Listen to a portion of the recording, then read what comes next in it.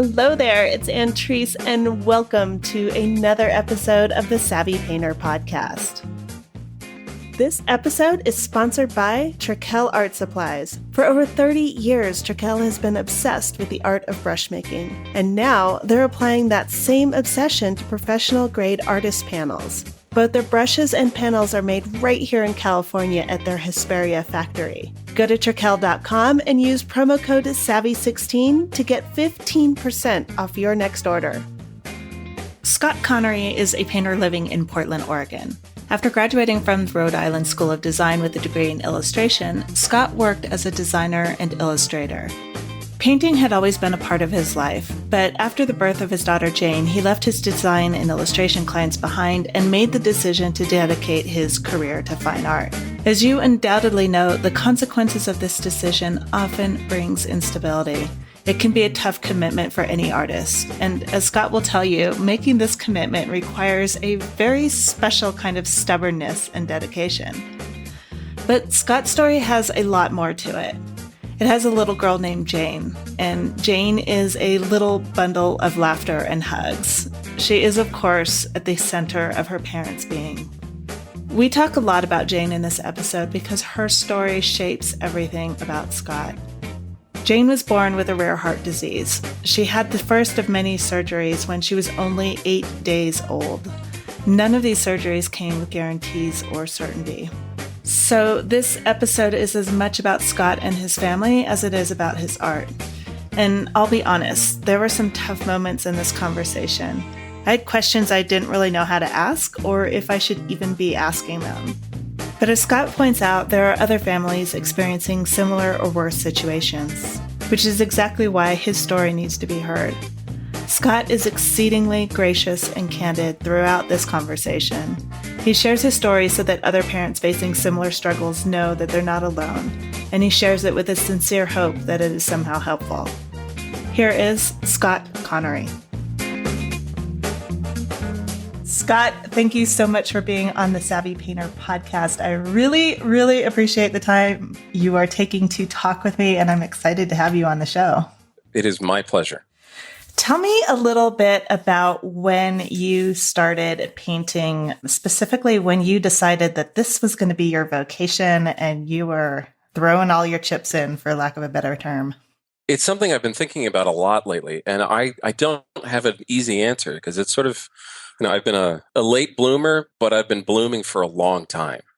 There's sort of, I was the kid that was always drawing, but I didn't know almost until I went to art school whether or not I was going to be going to the arts or going to the sciences. And then I went to art school to be an illustrator. I wasn't going to be a painter. And then, as the careers meander, I ended up doing some design and such, and realized that was Scott as a designer is a bit like Michael Jordan as a baseball player. And I don't mean to say that I have the skills of, the painting skills of the equivalent of Michael Jordan as a basketball player, but it was definitely, I was not a designer by nature. I'm not a designer by nature. And then with some big hiccups and challenges in our life the last years with our little girl, and I'd been painting the whole time, but after she was born and we got through sort of the darkest of the storm, I realized that I cannot be the parent to a child with special needs, keep any design clients happy to help keep the bills paid, and also push a painting career and work as a painter. So I said goodbye to that, and it's been painting nonstop since, as time and life and other constraints allow. Wow. Sounds like there was a lot going on, obviously emotionally with a new person in the family and then special needs.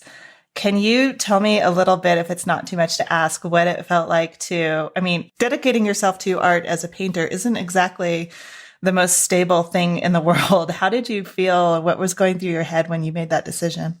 So I get asked often, what did our experiences in the hospital and with our amazing daughter, what did that do to painting, to my work? And my usual answer is that it made it insignificant. But I tend to be a very obsessive person who has one thing that he wants to do. And there was no way that I was going to be able to do all these different things all at the same time. And I remember sitting in my living room, actually a friend's living room, because we were remodeling our house at the same time, holding my daughter, and I'm talking to my mother who was visiting and trying to help out through some tough times. And I've got tears coming down my face. And I'm telling her, I don't want to be that person who 30 years from now says, now I get to finally do this thing. And I just, it's been very hard. As you know, this is a rather ridiculous way to make a living.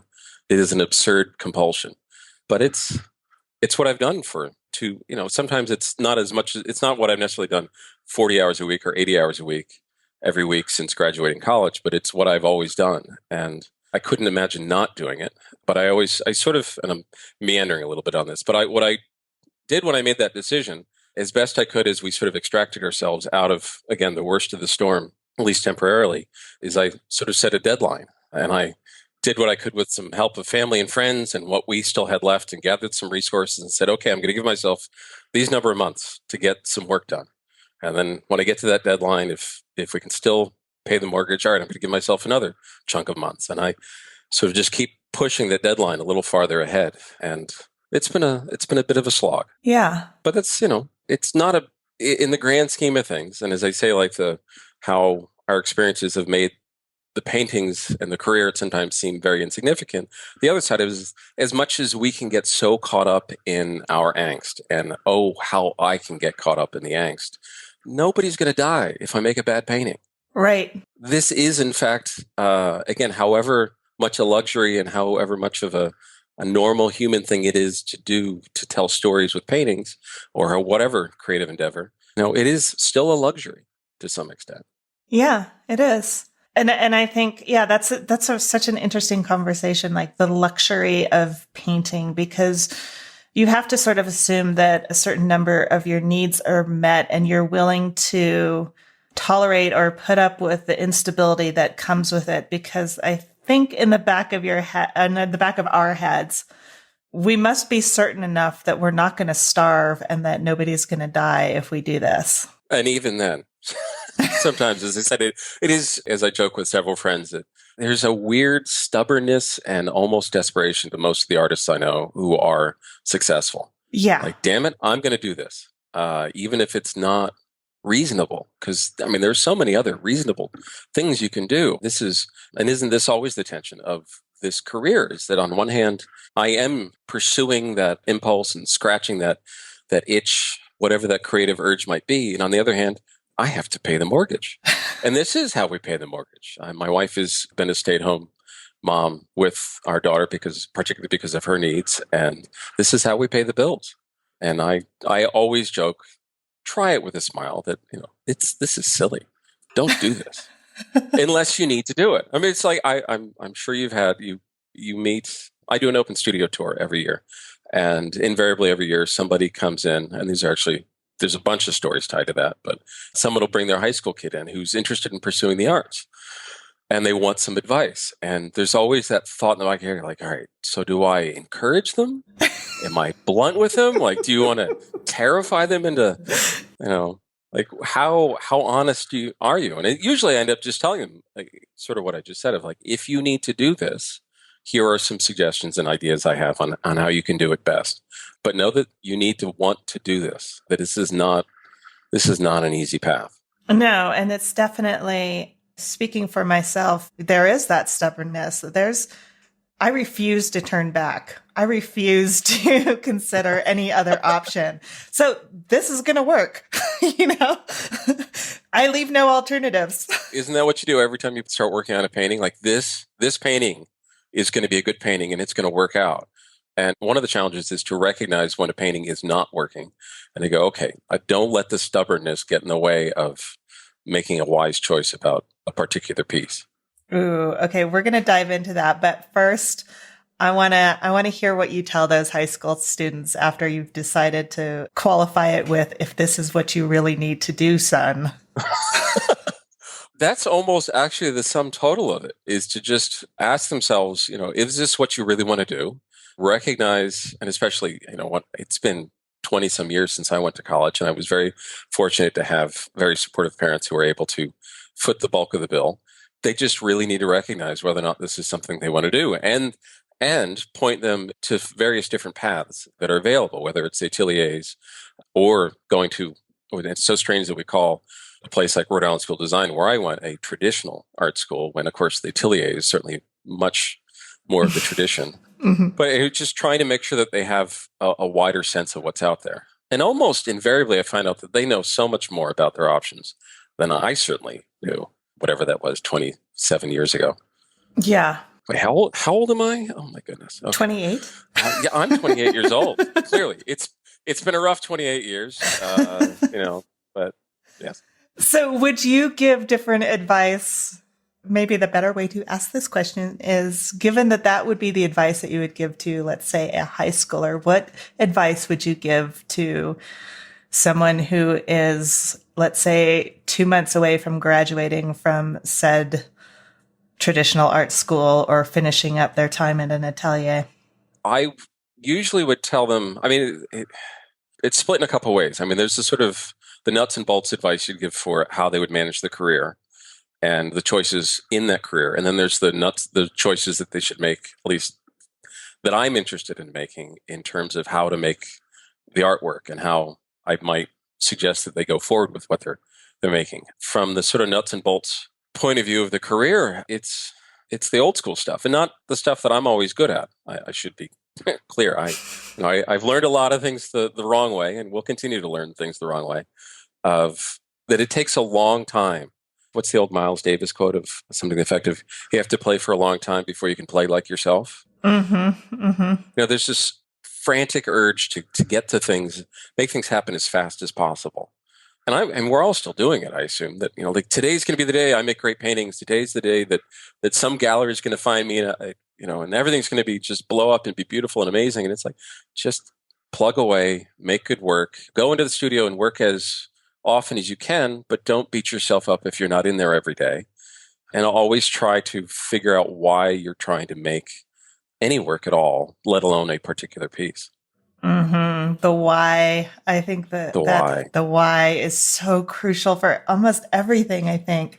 And it gets lost, I think. Yeah. I think people lose sight of the why, especially as we've, with the resurgence of, at least what feels like a resurgence of representational work, that it just feels like there's so many people so busy trying to find the recipe that they lose sight of the why is what actually guides the painting, not that you figured out the exact right pigment to use for your underpaintings. Exactly.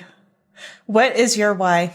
Well, I sort of talked about it a bit. The story in the paintings these days is very much about, and it's not every single painting, but by and large is about our daughter and our experiences with her and the challenges she has faced, we've faced as a family, and are going to face going forward. That trying to recognize whatever the story might be in a particular subject matter. And to some extent, I try not to get too caught up in the question of why am I always asking why? Like incessant navel gazing. Oh, I can tell you every bit about my navel you've ever wanted to know. There's a vast landscape in that navel. I've been doing a whole series of broken eggs, and they may have started as a little bit of a joke because I knew it was an assignment that is common in the ateliers. There's a friend from college, Sadie Valeri, runs a great atelier down in the Bay Area, and that's painting eggs is one of those things one of those assignments that the students have. And I was having a bad day of painting, and I said, "Screw it, I'm going to paint a damn egg." And I started working on this egg, and I just fell in love with it. And I was actually out at a residency, trying to sort of get my head back around this career and again, what we'd been through as a family and what it all meant, and trying to put all the pieces back together. And I'm working on this egg, and there's that seam down the middle of this cracked thing. And of course, an egg is a complicated object that we have a complicated relationship with. We eat them, and they're just ubiquitous, but at the same time, they're disgusting. Got to wash your hands how many times? And let's talk about salmonella and everything else. And at the same time, it is an egg. It is life. It's like this little universe. And I've got this painting. I've got this egg sitting on the surface in front of me, and it's got this split down the middle. And I'm absorbed by this, and I'm trying to figure out what it is about it. And I realized that this seam, and it actually has come up a bunch in my work over the last few years, it reminds me of the scars that run. My daughter she's had 3 open heart surgeries, among other things. And the scars that run from her collarbones down to her belly button. Well, another navel. That seam and that, it's just some of the stuff that rattles through my head as I'm working on these things. And I try to be mindful of what the story is in something. And if I figure out what the story is, the painting seems to guide itself. And all those sort of the more academic questions of light and dark and shadow and composition, they largely sort themselves out if I understand why I want to make that painting. Interesting. If that makes sense. I might be looking at it from a different perspective. I'm sure I am. Oh, yeah. No, that's... But that's an interesting way of saying it. What I'm thinking, what's going through my head is possibly navel gazing too much into this conversation. But, when you're talking about starting with the why and starting with that piece of it, and then everything else just works itself out, I kind of have, as much as I believe in starting with the why, then my assumption is always that the composition, the lighting, et cetera, that is a vocabulary that you already have. And so you can use it without thinking too much about it. So, I'm proficient enough in the English language that I do not have to think at all about grammar when I'm speaking for the most part. So it just comes to me. So I think that from my perspective, we might be splitting hairs and we're talking about exactly the same thing. But I guess I kind of have this is a chicken and the egg thing. Ha ha ha. Which is actually coming first. Yeah. And I certainly think, all that formal stuff. Yes, if you've done this, I've done this enough. I've painted for decades. And so in a sense, which should seem like all that other stuff, what the vocabulary, the tools are all available, but somehow that's still the stuff that still comes up. It's still always a bit of a battle to figure out how to get all those things to work the way they need to work, unless, of course, I come back to the why of that particular subject. And as far as where do the ideas come from and how do they build to the next idea? And the big thought that's been rattling around my head for, it feels like forever now, is how do you bring together that impulse, that original idea and the why, and how do you bring in the more intellectual stuff together into a piece rather than just letting it be all impulse, all idea, all play and fun and sloppy and loose and all that other stuff. Yeah. To which I usually just say, I like to color. Painting's fun. Except it isn't, is it? Do you find painting fun? Ooh, good question. I'm going to turn this around on you. A lot of people have assumptions about, a lot of folks who aren't artists. I have people come into the studio during these open studio events, and invariably, there's my favorite word, invariably, people come in and someone says, it must be so wonderful to be in your place of bliss. Yeah. Or something like that. And I just sort of look at them like a dog that's heard a harmonica for the first time. I'm like, huh? What? Have you never met an artist? This is... The tortured artist, the tortured soul. It's interesting. Because you're making me think about that. I get super excited and have lots of fun at the beginning of a painting. A blank canvas, I get all excited. The lay-in, I'm in that happy place. It's like almost total glee. And then there inevitably comes a time where there are problems that I'm having that are much more difficult to resolve. And then there's that period of torture. Yes. And then when it's done, maybe this is like giving birth. I look back and go, that wasn't so bad. That was pretty awesome. I like that. Let's do it again. Right. But during that moment, I'm ripping my hair out. I'm pacing the floor. I'm giving it dirty looks out of the corner of my eye. Why am I doing this? This is absurd. I could be out doing XYZ. Yes, I thought I knew. I thought I'd figured this out, and that's the as I said, the students that are always they come in and they take a workshop or something, and people are always looking for the answer. What's the pixie dust? What's the secret sauce? What's the shortcut? And you just it's a marathon. Mm-hmm. It's going to be a marathon, and you don't know if it's going to be a 10-mile marathon or I don't realize that marathons prescribed distance, but you don't know what the distance of this race is going to be, and you have to sort of find a way to enjoy the just one foot in front of the other. I have just painted a picture of painting as the most unpleasant, arduous It is, and that's why I come back to that it is just such a compulsion. That there's this itch that needs to be scratched. Yeah. And it feels so good to scratch it. But did you really want to have an itch to start with? I don't know. I mean, but it's there. And then it won't go away either. Like when you have a bad itch, like now you got me thinking about itching and some of my back itches. But like you can scratch it and then it like immediately, like as soon as you take your hand away, it immediately comes back. So it's almost like that with painting, that like, speaking for myself, started painting, super excited. This is awesome. Run into those problems. Oh my God, this sucks. That's horrible. I'm a terrible artist. Okay. You've done this a million times. You know that this is part of the process. Let's just keep going. Because ultimately, if that part of it didn't occur, I don't think I wouldn't be interested in it. It would be so bored. Like if you could give people the magic sauce, if you could give them the formula to do it, how boring would this be? Right. Well, it usually starts with me complaining, and it's in my DNA to complain. But there's that, you see the artists on Facebook, and these are sort of the hazards of social media. Of you see those folks who seem to paint good paintings, maybe not great paintings, but good paintings every single day, and it just flows out of them like water. And especially when you do couple it with the need to make a product that you can pay the mortgage with. That it's like, I'm a failure, I'm an imposter, what's wrong with me, what am I doing wrong? And I remind myself, I don't always remember this, remind myself that struggle is part of what makes it so engaging. Mm-hmm. I mean, whether it's, I built the studio I'm in, I helped remodel my house, I working on these paintings, it's the challenge, the problem solving, the fact that it's not going to work is part of why I want to do it. I hate it. I hate it. I want it to work every single time. And every single time often I make that mistake of thinking this painting is going to be the painting of all paintings. Mm-hmm. It will be the key to the universe. The skies will open and the angels will sing.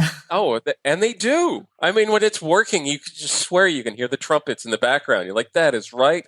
I am whatever deity it is that's making this thing happen, and then you make the wrong mark, and the painting, you've got the painting 95% done, and you just one too many marks, and it just starts fumbling away. And right, all those mindset issues, though, I love them in a way. Like there's that nerdy intellectual side of me that I'm so fascinated by that, because when you allow yourself to spiral down, you go into those places that we're just talking about. But if you can, when you are able to distance yourself from it and be a fly on the wall and just watch what's happening, it's pretty amazing, what your brain is doing. Because when you can sort of just lose yourself in the painting, and I'm sure you've had those paintings where time just disappears and, you're in that quote unquote flow state and you lose track of everything. And then all of a sudden there's this amazing painting. Like we could actually be there more often than we think we can. It's just that we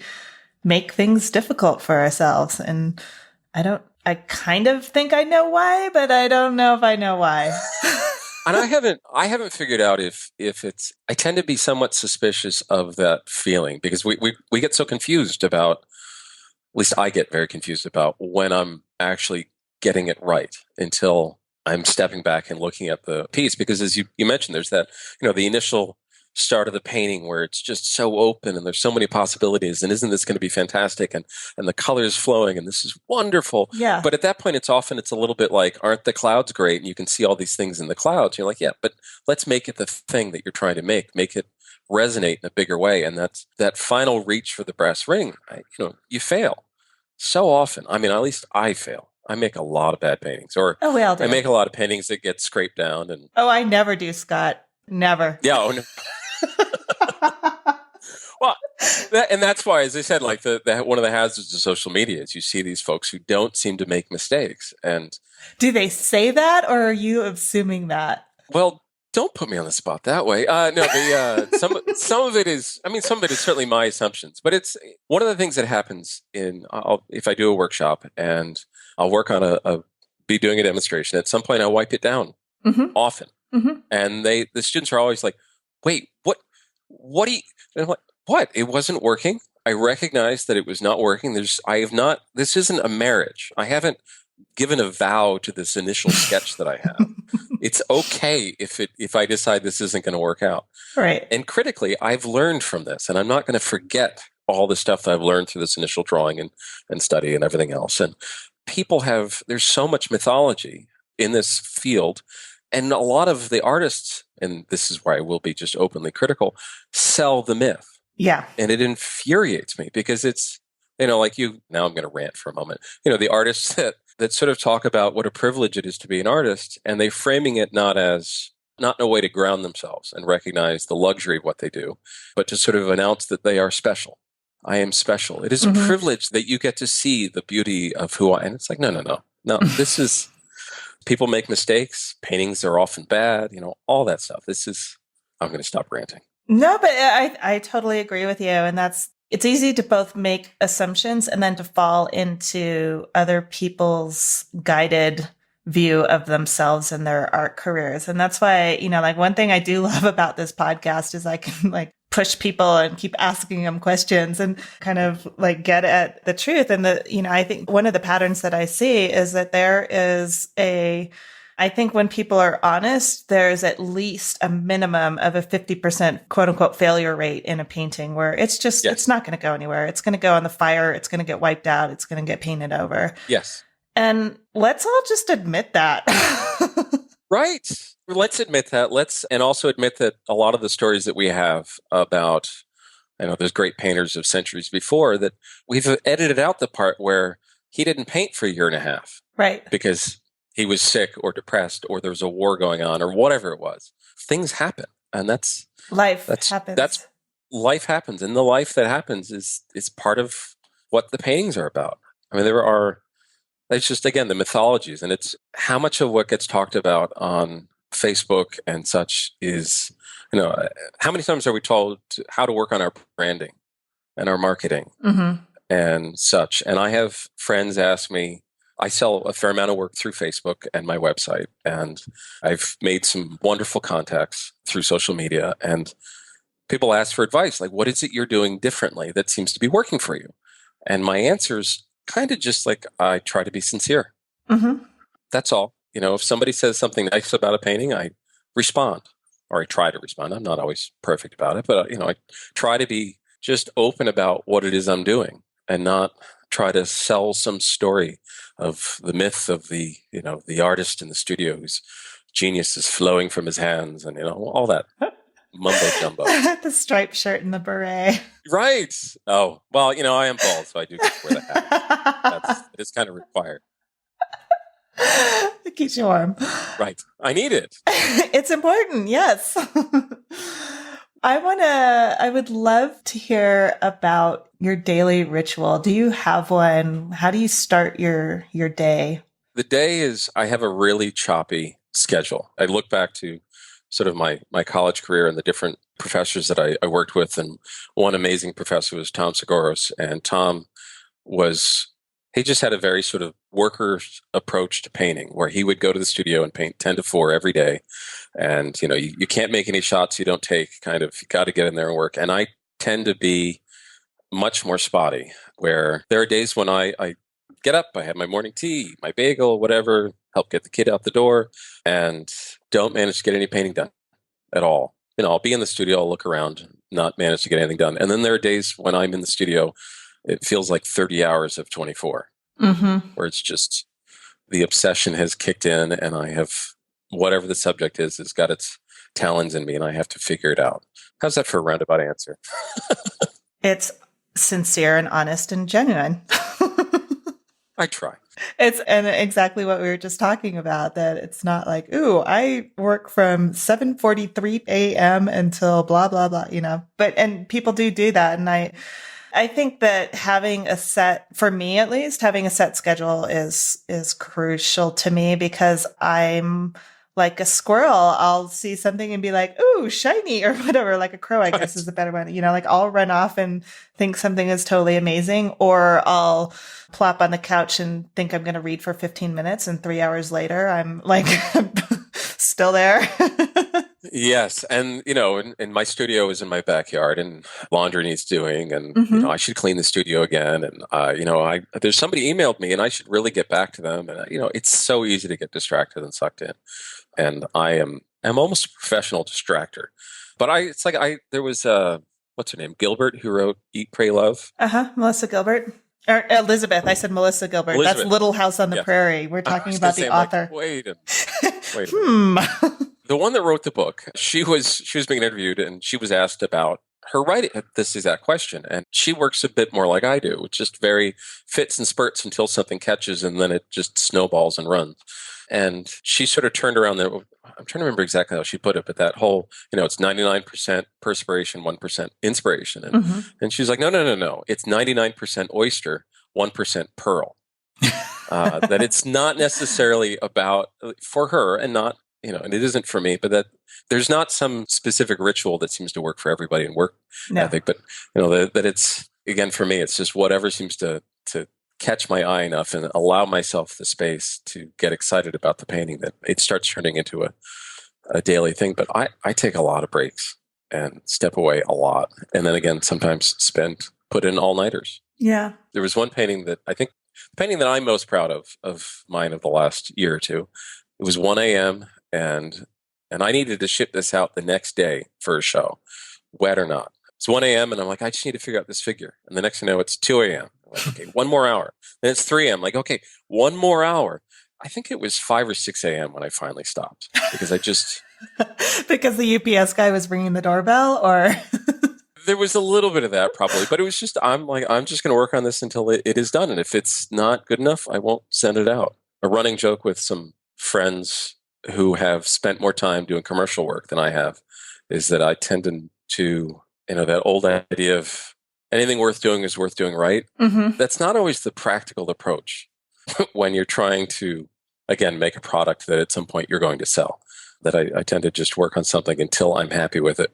Whether that's a little 5 by 7 inch painting that shouldn't take forever. Famous but last I have words. poured countless hours into, or, it's just, it gets all a little bit absurd. How do you balance that, or do you? Because that's a tough one. Yeah, I don't know that it's like the question that often gets asked is, how do you find a balance in your life at all? And I don't know that there is a balance. The paintings of mine that seem most successful are the paintings that I made the way they needed to be made.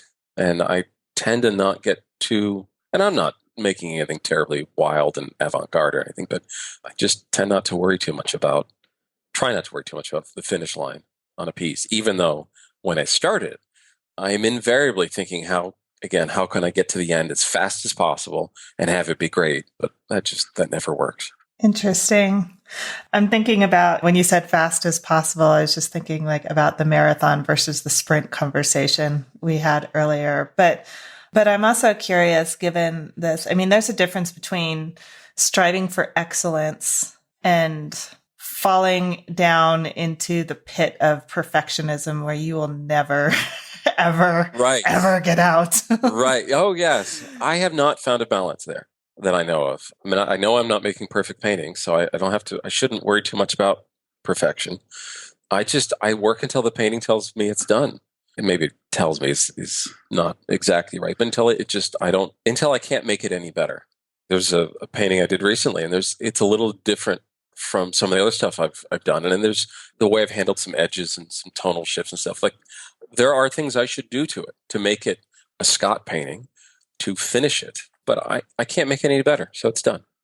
And it didn't take me 800 hours, which is wonderful. Finding that balance and finding the answer to when is the itch scratched, especially when there are so many other distractions in life and things that do consume time.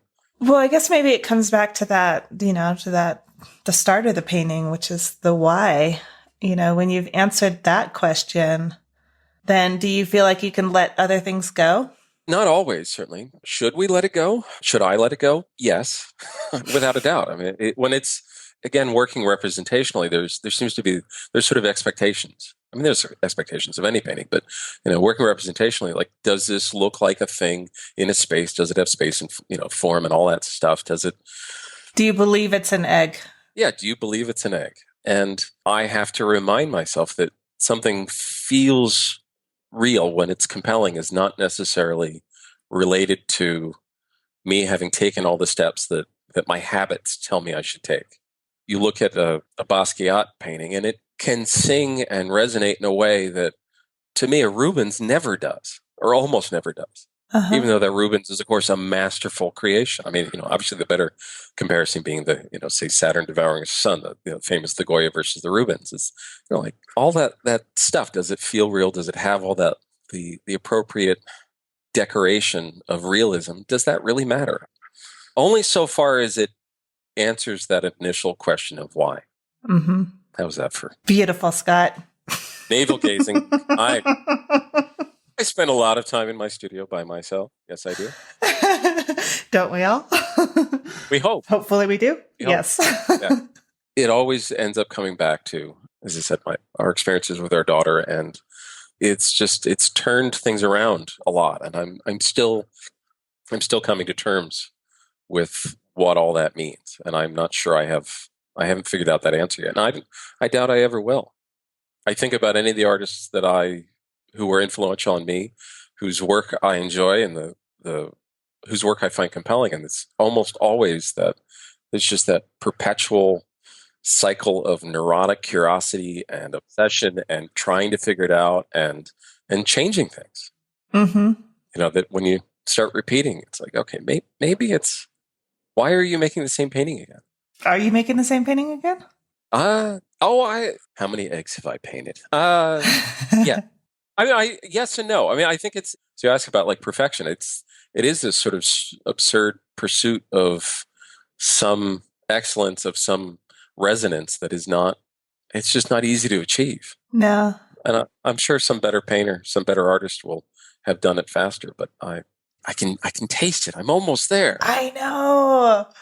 It's really interesting. What I'm thinking about right now as we're talking about this and answering these questions and this constant search for whatever that mystery is that we're trying to solve. In the same way, sometimes the question to ask about the painting isn't what else does it need, but what should I take out? Yes. And I don't know if you're familiar with the artist Kurt Moyer, but I interviewed him, I think it was a year ago already. I'm losing track of time. But we were kind of touching on a similar question, or maybe I was touching on it, and he just said something along the lines of, but some questions don't need to be answered. Right. Like you can take it on faith and just move on. And that was a very calming and relaxing perspective. And so I find myself going back to that often. Like, does this question need to be answered? Is it the right question I should be asking? Right. I know for myself, it can be, I have to fight the urge to solve all the problems on the painting. One of the favorite little puzzles I'll give myself is I'll look at a painting that I like, that I find remarkable, and I'll start sort of breaking it into pieces and going, you know what? That corner of that Lucian Freud painting, it doesn't help this whole painting in any obvious way. And he should have done this. And I start realizing what I would have done differently. You're questioning Lucian Freud? This is an exercise. But I'll see that. I do this. There's some paintings where like the way he's handled the floor, it doesn't make any sense. Right. It doesn't help the painting. But then I sort of go, well, what instinct do I have for that space? And would that have actually helped the painting? Of course it wouldn't have. Who do I think I am? And you can do that with, I do that with a lot of different paintings. Like look at that spot on that Rembrandt to the side that's in the shadow that seems to have been forgotten, or that, the famous Velázquez, what's the portrait? I suddenly can't remember the name of it, where the hand is just this weird mollusk. It's not a hand. It's just this strange blob. Right. That's not Las Meninas, is it? No. It's something different. I know what you're talking about, though. Yeah, once you put it in the Spanish, yeah. And if he had rendered that hand more accurately, would that have actually made the painting better? No, it wouldn't have. But it's so easy to get sucked into that sort of answering every little problem, every little puzzle on a painting. And so I try hard to turn that part of my brain off and just focus in on a single subject, ignore the sort of the clutter of stuff.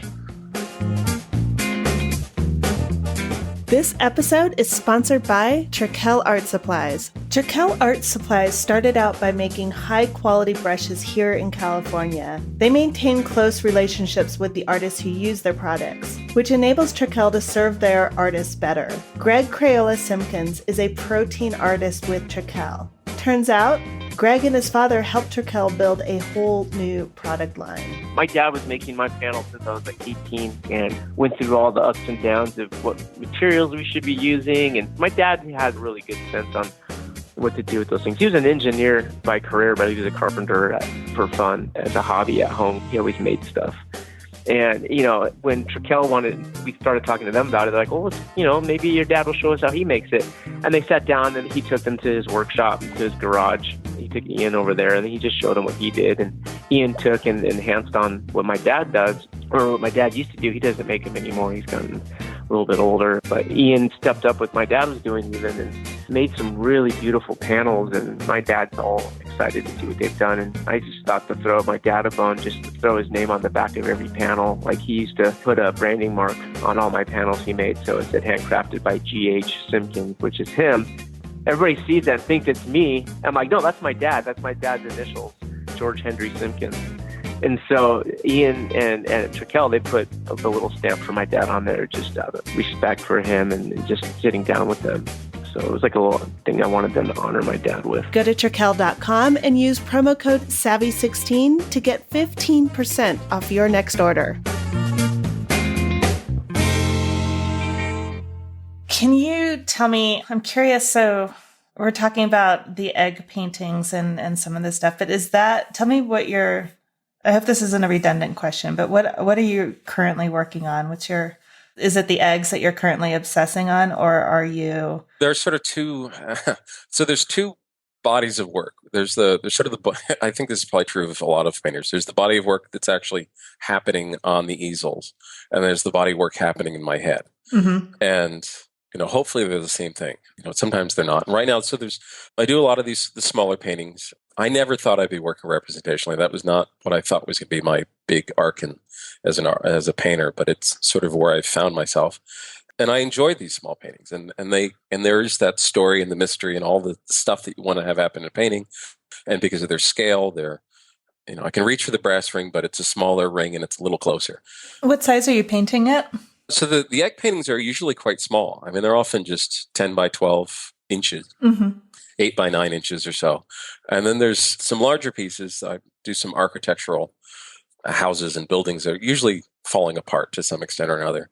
But I've got a series of work in my head, some that I've started on that are, and I know I keep touching on this, but are about our story and our experiences with our daughter and what we went through with her, and trying to relay that through some imagery, allegory, metaphor, etc. And I haven't quite got a grip on how I'm going to do it. It's a step beyond what I've been doing. And I've done there's a painting of mine called Crucible, where there's a figure emerging out of a doorway, and that's part of that series. And I'm trying to figure out how to sort of hint at a story, tell a story, but not make it so either exclusive. And this is true of, I guess, any of the things. Make them personal, but not let them be exclusive. That somebody has to know who I am to want to look at them at all, or so exclusive that somebody can't find their own story in them.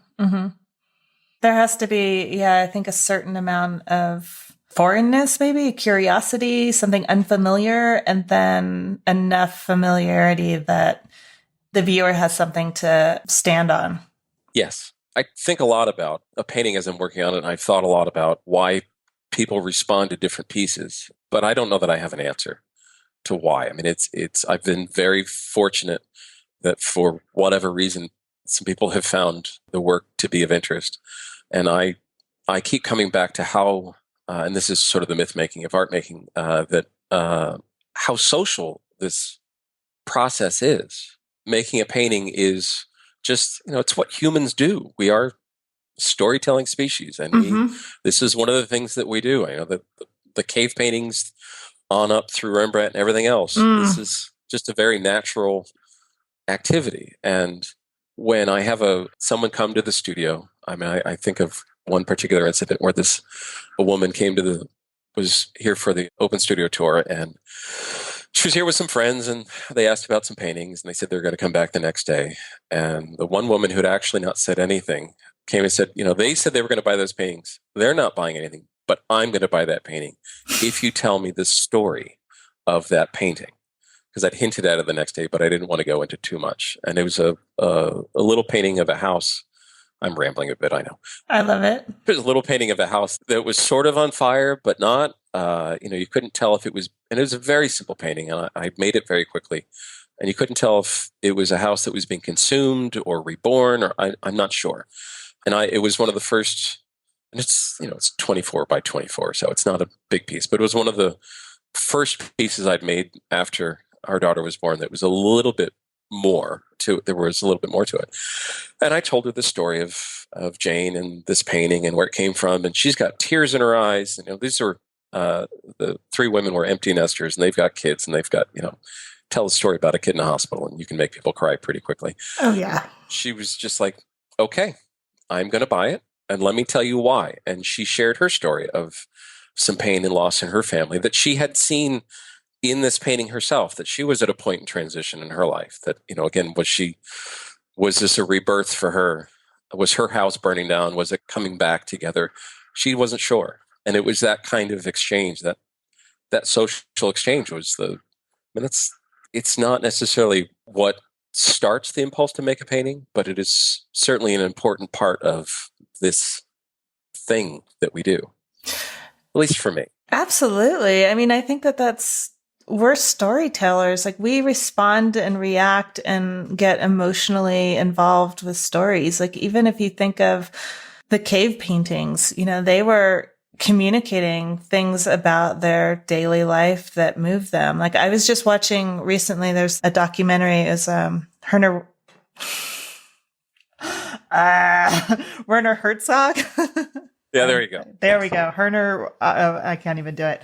On the cave paintings in France. And I mean, they're phenomenal. Like, I think of cave paintings as being very rustic and just very rustic and very kind of like childlike in a sense. And these were exquisite drawings and very accurate and very detailed. And if you think about it, during that time period, like, language wasn't as well developed as it is now.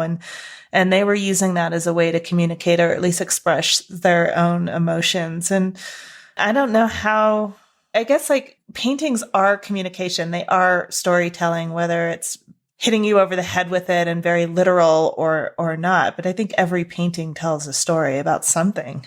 Yes. And that's one of the sort of arguments I've had with some painters who have said, oh, it doesn't matter what you paint, it's how you paint it.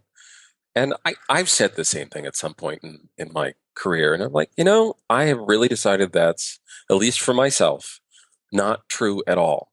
Almost anything you make is going to have references to this human experience that we have, that we share. Yeah. You can't not do that. And even when you just arrange those objects, supposedly because of the way their shapes line up and stuff, you still chose specific objects. You still made a specific arrangement that you either connect to and or your audience is going to connect to.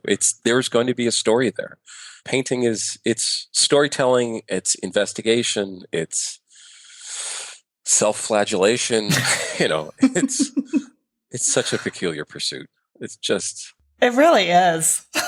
I mean, I love it and I hate it. It is, and I don't know, I was going to say something glib about how I wouldn't have it any other way, but I'm sure, there's what's that old idea of, do you want a meaningful life or a happy life? Right. And I'm definitely much more interested in a meaningful life, even though there are going to be some scars and broken bones along the way. Yep. I'm bummed because it's already been an hour and I feel like I should let you go, but I have like enjoyed this conversation. I realize that I don't want to give you 37 hours to edit here. I'm happy to talk about this stuff forever. I mean, I was just like, leading up to this, I've been doing this anyway. And I know I keep bringing back to it, but like Jane, our daughter's 7 years old. And it was really hard to get any work done for a long time. I mean, sitting at the easel with a mountain resting on my back, trying not to just freak out at what we were going through, what she's going through, what the future holds for us. And in the middle of all that, going, I'm going to relax. and be focused and pay attention to this flat square in front of me and make something beautiful. I mean, it's just it. How did you do that? I mean, like, I can't, artists write to me and say, you know, like, how do people manage painting with a kid? And a very, very close friend of mine had special needs kids. They were twins, and he went through, I mean, I, who did not go through it, can barely talk about it without crying. It was traumatic. And there was, like you're saying, you have a mountain on your shoulder. How did you continue to paint during that time? Like, when you mentioned, you kind of alluded to this before, saying that your daughter made your painting, or in some sense, feel inconsequential, right? Yes. I'm paraphrasing. Very insignificant. Insignificant. Yes. Yeah, no. And if I'm asking you two personal questions. No. To me, this is to go back to the nuts and bolts questions about managing career. To me, this is part of the sincerity. It's like, if our experiences with Jane is part of the story of the paintings, why would I not tell that story? And why would I not tell that story? And this sounds like something out of a bad interview of some actor. Like, if I could help one person. No. There are so many people that have gone through similar and worse. And it is not something that has been talked about with enough intelligence. Right. There are people who are telling it with some just great, incisive writers who are being an artist, but I don't think it's been talked about quite enough.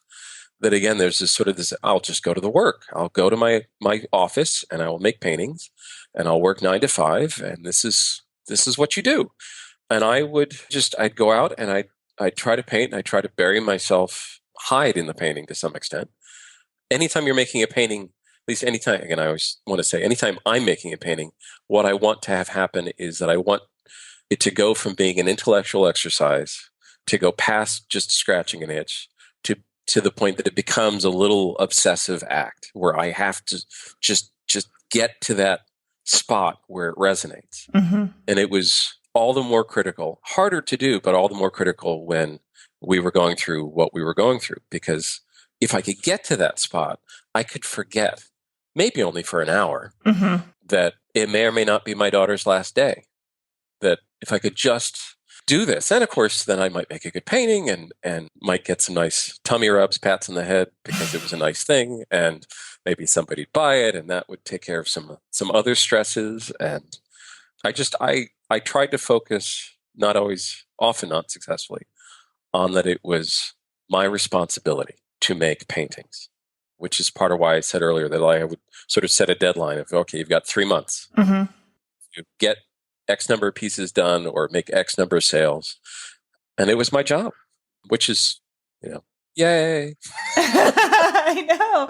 Well, so I'm trying right now to put myself in, like, as difficult as it is, in the sense that, like, I cannot fathom what you guys went through. And so when I say I'm trying to put myself in your position, I feel like I'm a little bit like a squirrel trying to understand why somebody would paint. So it's with that admitted ignorance and inability to put myself in a situation where I cannot even comprehend what it must have been like. But if you feel like and again, I just want to, if you don't want to answer this question, please don't, and don't feel bad about it. But if you're in this situation with your daughter and you're feeling like this might perhaps be her last day, how could you possibly paint? Well, there's 2 answers to that. When things were at their most dire, I wasn't painting. I mean, I simply wasn't. I mean, there were months where I didn't. It was just not an option. But the other part of it is that life goes on, and it sounds so glib. She's 7 years old now, and almost every parent checks on their kid to see if they're sleeping, mm-hmm. or will even joke like, "Oh, I check to see if they're still breathing." Mm-hmm. We check on our daughter every single night, and we are checking to see if she's still alive. And okay, I'm not going to cry. Okay, neither am I. And that's every day. It's life, and we can't not still live our lives to some extent, or not even as best we can. I mean, it doesn't help her to have a miserable father, and she's had a miserable father, because these kinds of stresses, they do take their toll. You still have to do things. You still have to work. You still have to pay the bills. You still have to be yourself. You still have to find I mean, again, these things seem so glib that you still have to take care of yourself. Mm-hmm. And as I keep joking about the compulsion to make things, I'm a happier person when I'm with any margin of success making things. And that's whether it's painting or building a rock wall in the garden. Like Mm-hmm. that satisfaction is necessary. Okay. I know this is one of the challenges that I often have when I'm talking to other people about the artwork and what I'm doing. And again, I know that I'm painting little eggs often. I'm not doing big, massive culture bearing pieces that are going to lurch the world forward. But, there's big, heavy stuff, at least for us, going on. Of course. And I think the most memorable things are the small little moments that at that time might seem inconsequential. And yet those are the things that you remember most fondly. Those are the things that you look back on. That I think that there's very few like gigantic pivotal moments in our lives that are super, super meaningful. I want to ask you though, if you would, do you mind giving some context for people? Because I guarantee you that there are people out there who maybe have a similar situation but if you don't mind, can you talk about what happened to your daughter? Yeah, I won't go into too tight of specifics, but so she's 7 years old, turned 7 this past January. I should preface all of these things by what would seem obvious, but is really true for her, that she's this amazing, giggly, remarkable child that, parents have a bias, but this is true. You can ask the other parents. She makes the children and the adults around her better. It is amazing to watch how, little kids being the bratty little monsters that they can be, including our kid, of course, how when she's in the classroom, when she's with her friends, they become this mass of hugs and love. And it is just so beautiful to see. She was, we didn't know about any issues before she was born. And when she was a couple days old, a doctor came in, and you think about how a doctor usually says you may feel some minor discomfort, how they downplay everything. Mm-hmm. And he came in with his eyes wide and his hands shaking. So he is scared and tells us that your daughter needs to be transferred over to this local hospital, and she's going to need to have open heart surgery immediately. And so she has her cardiac issue, hypoplastic left heart syndrome. And there's 3 prescribed surgeries, one at basically as soon as they can manage. She had her first open heart surgery when she was 8 days old. Her heart's, the size of the last digit of your thumb, or maybe a walnut. I can't remember the exact scale, but impossibly small. And there's they give you the percentages of the chances of survival of that first surgery. And then there's the next surgery in 6 months or so. And there's that 6-month stretch where all you're doing is trying to keep the child alive, measuring weights and feeding tubes. And we were remodeling our house at the same time. So really good time. Oh my God, a little bit Scott. of stress. It was, as I said, we didn't know about her medical issues. So, we already had the mistiming of like, kid's going to arrive, and you didn't get the remodel done as quickly as planned. And So was she preemie? she was not premature. It was an ideal pregnancy in many ways. No idea that there were any issues. I mean, knew that she was going to be small. My wife is 5'1.5" So we didn't know really anything. Not really. We didn't know anything. We assumed that it was going to be a perfectly typical child. And then there's a third surgery, and that was originally scheduled for 3.5 or 4 years of age. And they revise the cardiac system so that it doesn't function like it does in you and I. She started to, I'm telling you, maybe more than you wanted to know. She started to struggle when she was, I get the years off at this point. It's all quite blurry because you need sleep to form memories. You do. And we didn't get a whole lot of sleep for a long time. There was a summer of oxygen tanks. Her cardiologist at one point saying that she might not be able to have the third surgery. And we asked, well, what does that mean? And he's like, well, you enjoy her while you can. So she had some relatively minor procedure things. She got a little stronger, a little more stable. She had the third surgery, and she's got some communication and motor difficulties, but she's a first grader, and she's, by every measure, she's thriving. Without going to particulars, we don't know what the future holds. They've only been doing these surgeries for a couple decades or so. And, there are all these percentages, like the first surgery, there's a 82% or something like that chance of survival. And the second surgery is this percent chance, and chance between the surgeries, this. And each one you're like, well, not ideal, but okay. But if you know how probabilities work, you start doing the math and you go, I don't want to do the math. Let's just see how it goes. So it is the experience that has colored everything. And it's easy to say that it's made the painting seem inconsequential, but it's also given the work, a meaning and more purpose. There's a sort of narcissistic noodling that can easily happen, especially if you have any sort of easy talent for painting. And I had some, not as much as I wanted, certainly, but I had some where it's like, hey, I make this and it looks good and people say nice things. Isn't it great? And it suddenly becomes much more important when you've gone through and are going through some of what we've gone through. But again, she's just the happiest, funniest kid. She's tremendous. We've never met in person, and this is the first time we're talking, but we are Facebook friends, and I've seen pictures of her, and she does have like this joy about her that is very, very noticeable. She is a beguiling, charming little kid who has her demands, and she will get them met somehow, usually with a smile. Wizard of Oz. And you're like, does that mean you want to watch Wizard of Oz? Yes. I'm like, okay. All right, let's watch Wizard of Oz again. Let's go see Dorothy. Yes. Let's see Dorothy and the Lion Hair and Kovich. Yes. You hope every parent loves their kid. She has certainly earned ours. No doubt. Do you feel like art has been I feel like I'm asking a really dumb question right now. Maybe another way of saying this is, it sounds to me like your art has been a very healing force in your life. Could you talk a little bit about that? Like how that has manifested itself? I don't know that I have an answer to that. As you know, it's and this is maybe this is what I've taken out of a lot of our experiences and where painting is for me is that I'm an artist. I don't have a choice. It's just who I am. And if it is healing at all, it is that I have been forced to recognize that and just, not always successfully, but try to embrace it. And rather than sort of wrestling with, I am Lord King of Angst. So I won't even say that I'm not going to wrestle with the demons because it's, that's to me that is a big part of the process. I don't know that it's been healing at all. Boom. Okay. So I always try to ask questions that aren't leading, or try not to assume that I already know the answer or phrase it in a way that would seem that way.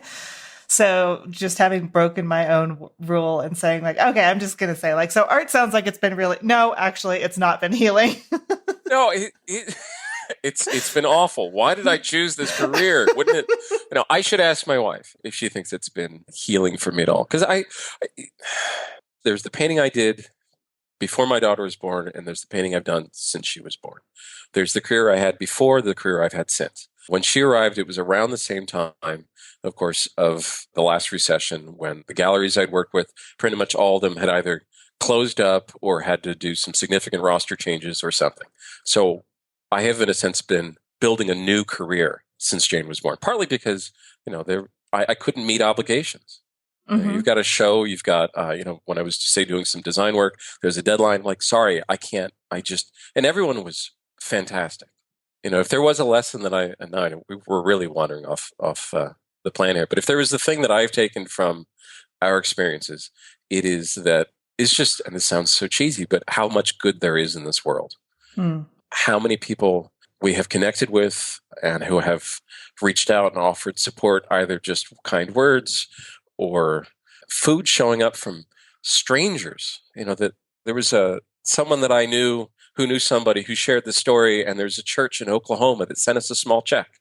Oh my God. I'm not a person of faith, but that these kinds of things were happening. It's like, how I didn't know this is the way the world worked. I have the easy cynicism of anybody that has watched too much news and read too much stuff on the internet. And you see people just being so kind over and over and over again. It's kind of hard to ignore. And I do have to remember that, especially as we've going through what we are going through in our political climate. Yeah. Yeah. Well, I mean, that's what I come back to again, like I keep thinking about how has it been healing? It's the painting since she was born, and the realities of our life with her have dictated that I be more dedicated to this as an endeavor than I needed to be beforehand.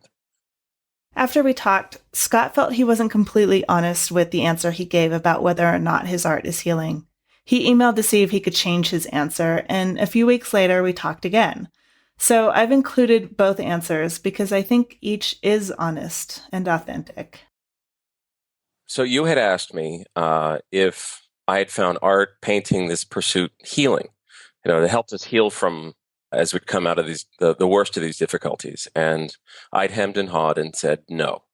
And I just couldn't shake the question. And I realized that I was wrong, that the answer was yes.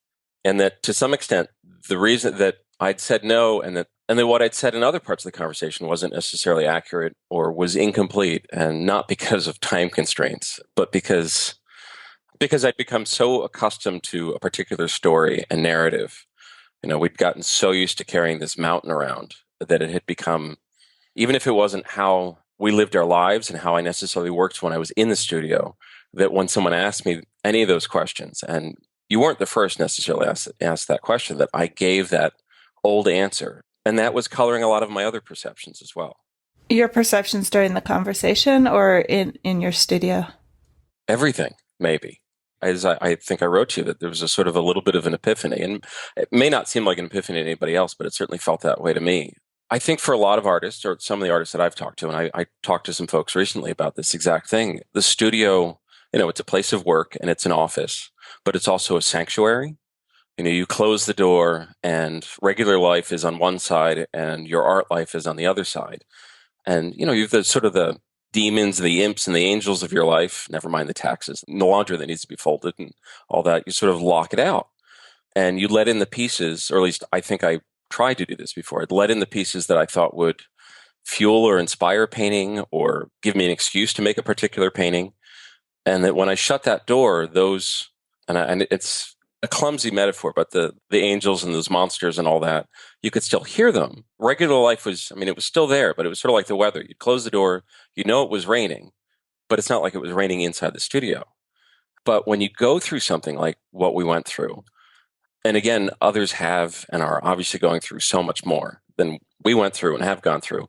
But when you go through something like that, those beasts, they just become so massive and so powerful and so loud. And it's like there's a mob at the door. And so as I'm trying to do that sort of old idea of the studio as sanctuary and just the workplace, just the office, and there's that cacophony, I couldn't work. And it made working harder. It was like trying to paint while I had my shoulder against the door to keep somebody from breaking in. And they really wanted to come in. And again, it made it harder. And it isn't as hard today. And which is, of course, what spurs the question of like, was this all healing and such? And my instinct is to say no, because when I think of art in terms of healing, I think of it in terms of therapy and what it might be for civilians, for people for whom art doesn't occupy so much of their life. There's been a lot of healing, and some of that is, of course, because Jane is, despite whatever difficulties, that she is a happy, thriving, joyous little child. But some is because I had no choice but to let the monsters and the angels in and sort of say, pull up a chair, let's paint together. Mm-hmm. And sometimes, they're not always good painters. They make horrible paintings sometimes, and they ruin otherwise good paintings. But I had no choice but to stop trying to control them in a way that I could when they were, smaller little angels and imps that lived outside. Right. And this is the part that keeps ringing through my head. I hope I'm not rambling here. It's like the part that keeps ringing through my head is that when I let those monsters in, this all sounds very cliched, and monsters make great stories. And I think there's a tendency for artists, certainly today, to want to only let the monsters into the studio so they can make something that's, got some real weight and has some bite to it. But when I let them in and sort of open that door and let the barrier between this workspace, this career, and life become more porous, that I also let the joy in, let the angels in. And I think that's actually a good bit of what's been happening in the work. And it's certainly what happens in our life with our child, but it's not necessarily what I express to others when they ask about what we've been through and they ask about the work, that I just instinctively talk more about the heavy mountain that we've had to carry and not as much about how much it has transformed how I see everything. Right.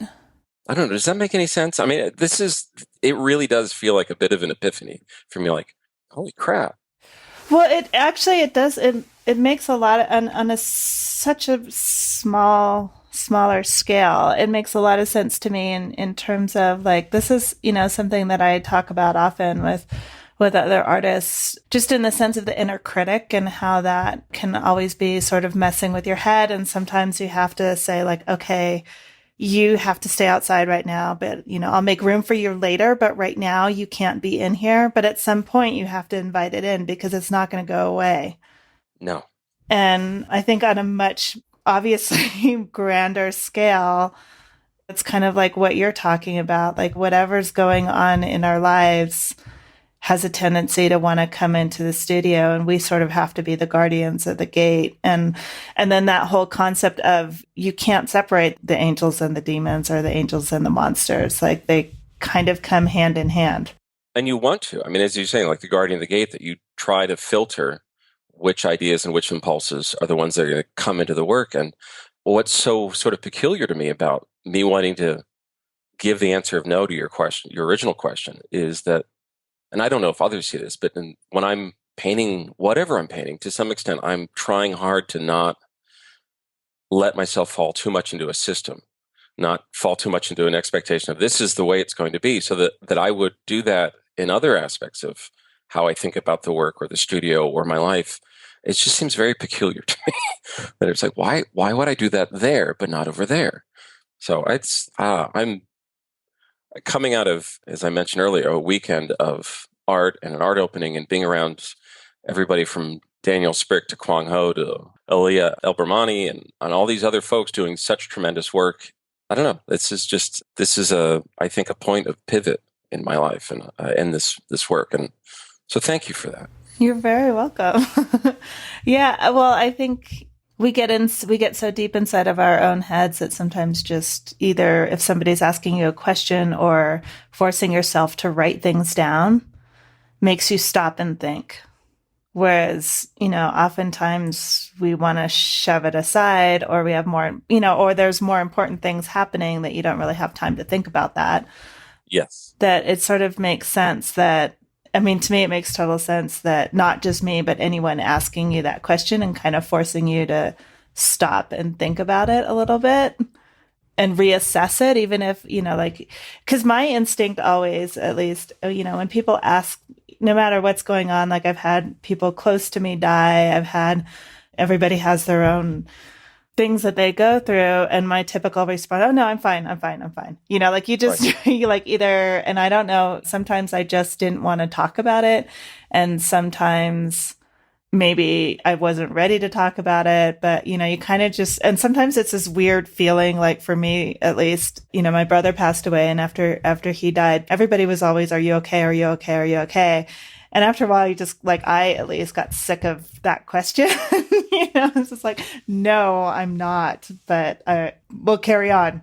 And I always wonder what motivates some of those questions. I mean, sometimes it's not to go back to monsters and demons and such, but I think because I'm not a person who is a person of faith or has much belief in the supernatural, but it's almost like when people would ask us how our daughter's doing, sometimes I think they were asking, tell me that this stuff isn't really happening. Right. Or tell me something so that I know that it won't ever happen to me. Like, right. I need my get out of jail card. Yes, I think that's exactly it. And I think we all do this. We get so used to telling the same stories. And I have been, whether it's in social media or in real life, I've been rewarded for being, and I'm trying to not do air quotes here, being honest and genuine and open. But if you give the same answer enough times and you get rewarded for that answer, you sort of start steering towards that rather than necessarily stopping and being actually honest about what you're experiencing. And I think that's, and to bring it back to painting, I think that's certainly one of the battles we all have with painting, is that we get the little pat on the head for working a particular way. Yep. And that may or may not actually be what's you should be making. Right. There's a big difference between, at a certain point, some answers become almost automatic. And when they do, and you're not thinking about them anymore, then that's kind of the equivalent of finding the formula for painting the perfect tree or table or whatever it is, and just reusing that over. Yeah. Step one. Step two. 1, use burnt umber. Step 2, draw with this size pencil. And it's like, and then that starts becoming a conversation of the difference between art and craft, perhaps. Art being the constantly trying not to sit too much on your assumptions of how you make something. Scott, thank you so much for taking the time to share your story with us and for being so open and candid. I really appreciate it. Well, thank you. Yes, a pleasure. So just as Scott felt that his answer about the healing aspects of art was incomplete, I just can't shake the feeling that our conversation about how people deal with trauma and grief was left incomplete as well. There are no rules to our experiences as human beings. We're often messy and complicated and awkward. But I think Scott's observation was dead on. Underneath it all, there's always kindness, caring, and love for each other. And I know how that sounds, especially these days. It might seem Pollyanna-ish, it might seem overly optimistic, it might even seem like a completely radical idea. But behind the awkward questions, our own discomfort when we see someone else in pain or experiencing trauma, behind the inadequate words we use to try to comfort each other is the sincere desire to just make it all better. We see someone carrying a mountain on their shoulders and we want to take the load off, but we can't because it's not our load to bear. And that right there is the beautiful thing about human beings, because even when we know it's impossible, we still try. We show up with food, we give hugs, we write checks to people we've never met. We ask, "Are you okay?" even when we know the answer is no. We make awkward jokes and we hope for even the slightest smile. But the truth is we can't make it all better, and as much as we want to, we can't carry the load. But we can walk alongside of each other, and it does help, and it does matter. So thank you again, Scott, for sharing so much of yourself with us. Thank you for sharing your story and your art. Go to savvypainter.com for the show notes on this episode. You can see Scott's paintings, get links to his workshops, and connect with him on Facebook. Until next week, this is Ann Trees Wood with the Savvy Painter Podcast. Thank you so much for listening.